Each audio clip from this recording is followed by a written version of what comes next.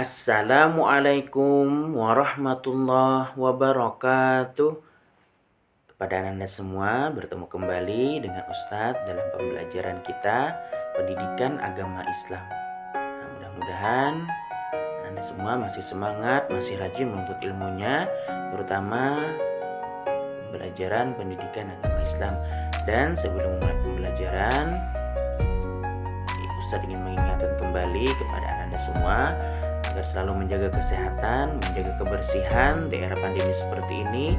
Jangan lupa cuci tangan pakai sabun, keluar rumah menggunakan masker, dan melaksanakan protokol-protokol kesehatan yang sudah disampaikan oleh pihak pemerintah.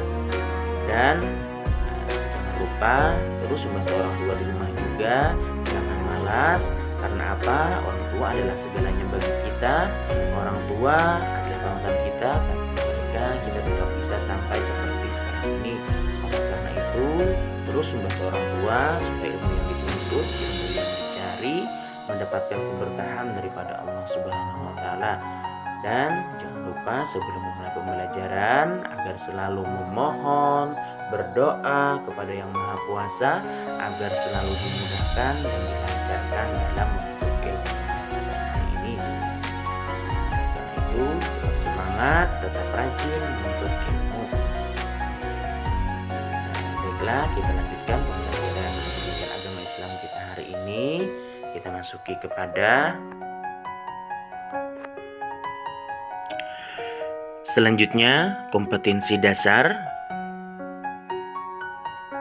Yang pertama, 1.6 meyakini bahwa hormat dan patuh kepada orang tua dan guru dan berempati terhadap sesama adalah perintah agama. 2.6 menghayati perilaku hormat dan patuh kepada orang tua dan guru dan berempati terhadap sesama dalam kehidupan sehari-hari. 3.6 memahami makna hormat dan patuh kepada orang tua dan guru dan berempati terhadap sesama. 4.6 menyajikan makna hormat dan patuh kepada orang tua dan guru dan berempati terhadap sesama.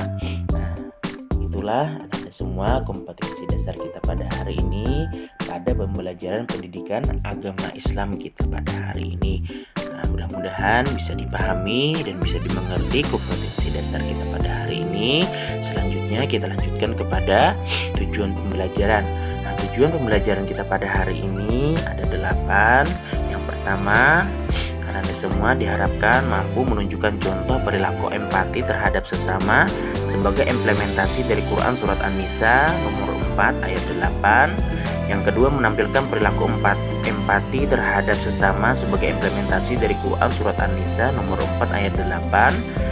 Yang ketiga, menyebutkan arti tentang perilaku empati terhadap sesama sebagai implementasi dari Quran Surat An-Nisa nomor 4 ayat 8. Yang keempat, menjelaskan makna perilaku empati terhadap sesama sebagai implementasi dari Quran Surat An-Nisa nomor 4 ayat 8. Yang kelima, menunjukkan contoh perilaku hormat dan patuh kepada orang tua dan guru sebagai implementasi dari Quran Surat Al-Baqarah nomor 2 ayat 83 dan hadis yang terkait.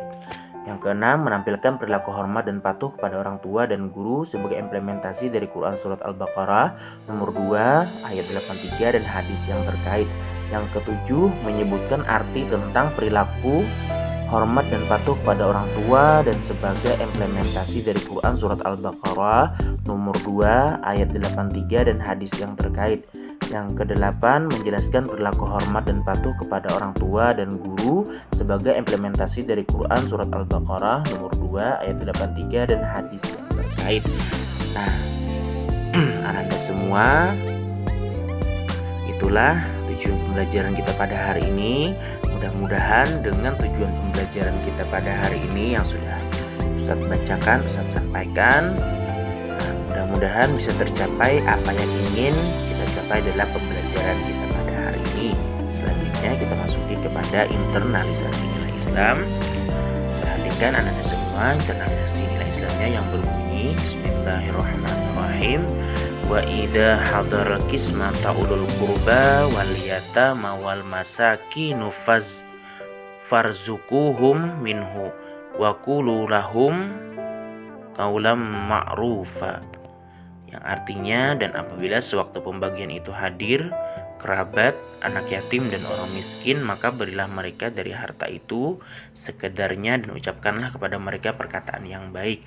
Nah, Anda semua, dari internalisasi nilai Islam itu kita sudah dapat mengetahui tentang kaitan dalam pembelajaran kita pada hari ini, yaitu yang membahas tentang empati. Nah, oleh karena itu, terus tanamkan simpati dan empati terhadap sesama sebagaimana implementasi dari pembelajaran pendidikan agama Islam pada hari ini, dan mengamalkan daripada internalisasi nilai Islam yang sudah kita dengarkan hari ini. Selanjutnya kita masuki kepada bab 8, yaitu membahas tentang berempati itu mudah, menghormati itu indah. Nah, jadi kita melanjutkan pembelajaran yang ada di semester 1 kemarin, yaitu bab 8. Nah, perhatikan, di situ ada peta konsepnya Ananda semua. Yang pertama, hidup indah dengan perilaku terpuji, empati, hormati kepada orang tua dan guru. Selanjutnya, perilaku menghormati orang tua sebagai implementasi dari Quran Surat Al-Baqarah nomor 2 ayat 83. Selanjutnya, perilaku sebagai implementasi dari Quran Surat An-Nisa nomor 4 ayat 8.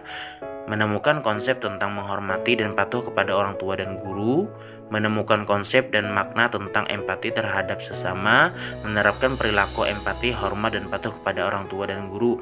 Nah, itulah Anda semua peta konsep kita pada hari ini, peta konsep pada pembelajaran kita pada hari ini. Kita sudah dapat mengetahui, artinya kita sudah mendapatkan gambaran daripada pembelajaran kita pada hari ini. Selanjutnya kita masuki kepada materi kita pada hari ini, yaitu membahas tentang mari berempati. Nah, silahkan Anda semua buka buku pendidikan agama Islamnya pada bab 8. Silahkan dibuka pada halaman 110. Simak di situ materinya dengan baik, cermati dan pahami. Mari berempati. Empati adalah keadaan mental yang membuat orang merasa dirinya dalam keadaan, perasaan, atau pikiran yang sama dengan orang lain. Nah, jadi Anda semua, empati itu adalah keadaan mental. Artinya, keadaan seseorang yang dapat merasakan apa yang dirasakan oleh orang lain. Nah, umpamanya teman kita atau keluarga kita terkena musibah apapun bentuknya, kita dapat merasakan simpati, yaitu dengan merasa iba, merasa sedih atas semua yang terjadi terhadap kerabat-kerabat kita. Nah, perasaan empati itulah yang dimaksud dengan keadaan seseorang yang dapat memahami apa yang orang lain rasakan. Nah, jadi Anda semua, empati atau simpati itu sangat dianjurkan dalam agama dan sangat ditekankan supaya kita menjadi makhluk sosial yang sangat mengerti akan keadaan makhluk sosial lainnya. Nah, selanjutnya kita masuki kepada dalil. Nah, dalil yang menunjukkan tentang empati. Nah, jadi perhatikan, di situ ada dalil Qur'annya dan juga ada hadis yang diriwayatkan dari Imam Bukhari.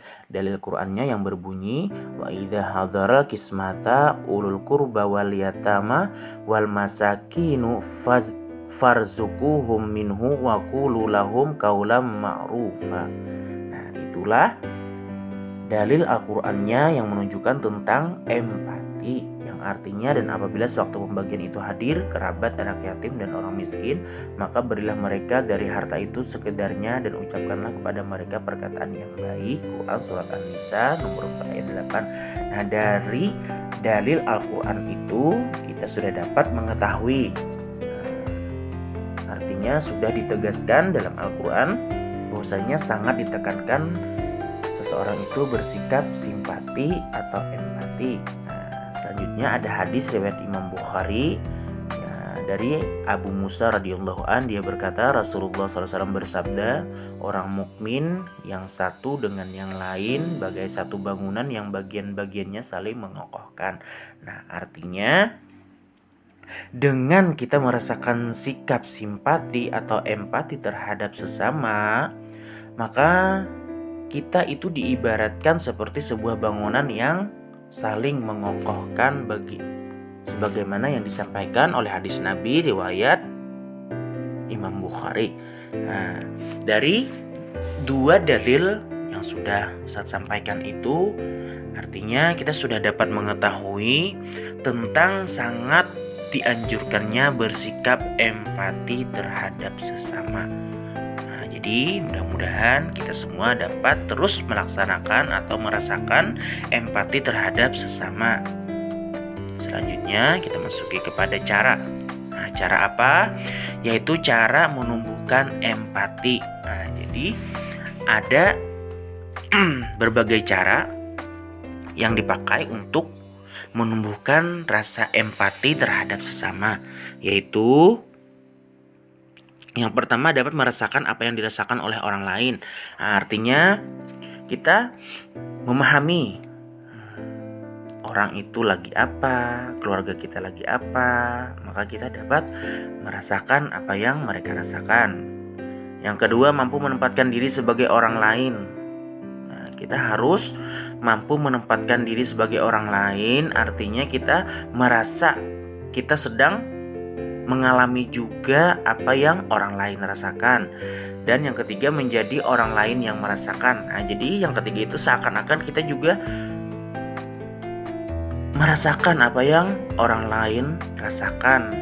Nah, artinya kita seandainya ya, bagaimana kita memikirkan aku di posisi orang itu, posisi yang entah itu membahagiakan atau menyedihkan. Nah, kita memikirkan hal yang seperti itu, maka dengan cara seperti itulah bisa menumbuhkan rasa empati terhadap sesama.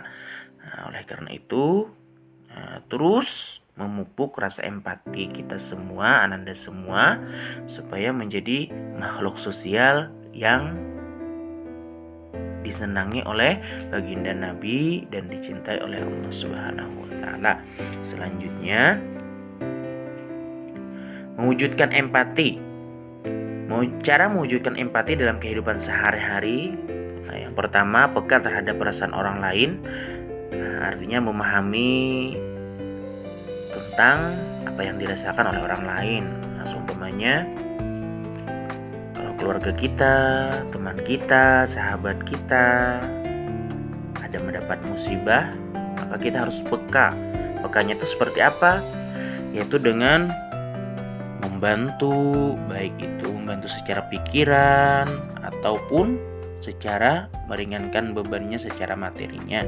Nah, jadi harus peka dengan keadaan orang lain, jangan sembarangan, jangan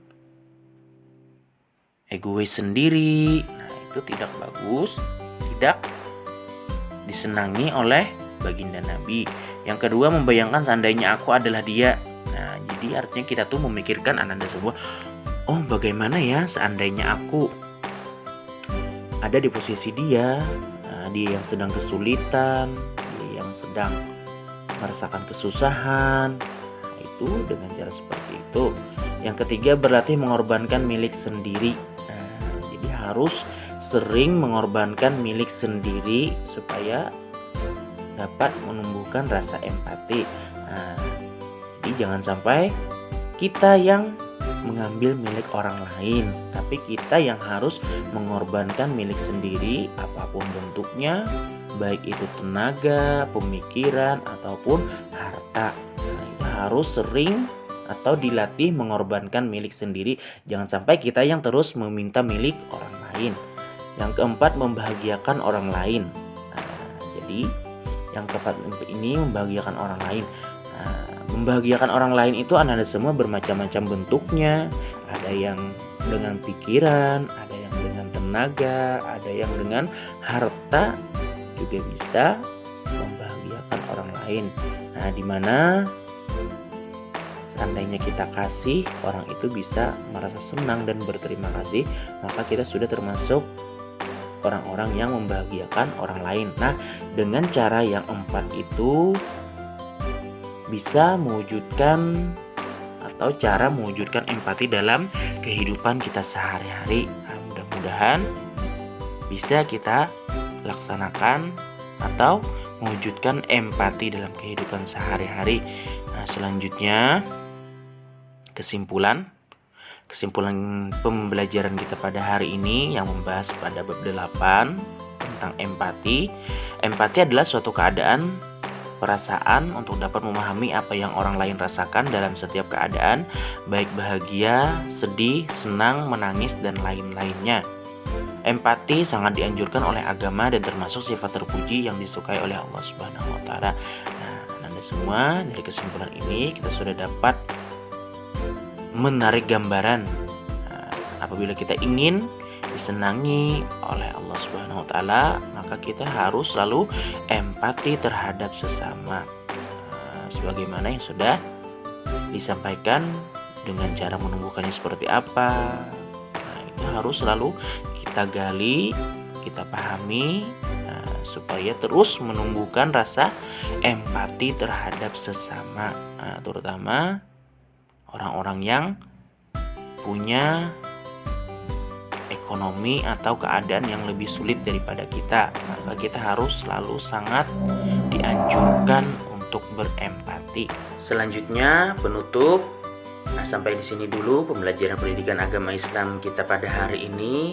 Sampai di sini dulu materi yang dapat Ustaz sampaikan. Sampai bertemu kembali di pembelajaran pendidikan agama Islam selanjutnya.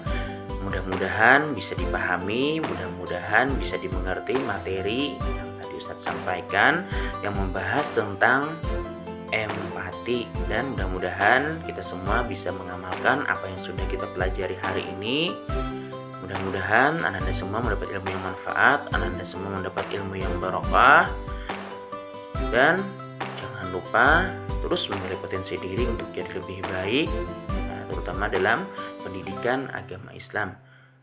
Selanjutnya penutup, kita sama-sama tutup pembelajaran kita pada hari ini dengan sama-sama mengucapkan hamdalah, alhamdulillah. Akhir kalam, assalamualaikum warahmatullahi wabarakatuh.